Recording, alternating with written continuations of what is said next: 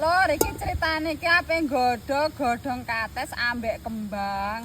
Iki ben aja pahit, tak golekne lemah. Tapi iki lemah apa iki lur? Gampang ngene iki lur. Iki kan ora tipideki wong. Makane iki resik. Ngene lur.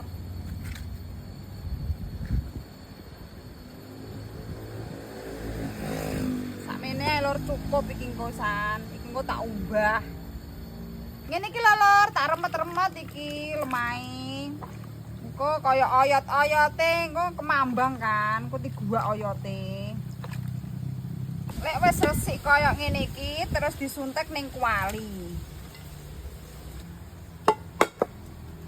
Terus dikei banyu. Terus bar iki terus digodhog lor banyune. Iki banyune wis sumop lor. Banyu ndute lemah. Iki hasil bolang dhewe lor ning goplan iki saiki tak cemplungne dhisik iki godhonge kates. Iki godhong kates gantung. Iki lor kembange kok keri le nyemplung ning. Iki dhisikne godhonge dhisik. Iki wis mateng lor, saiki tak entah ditiumbah.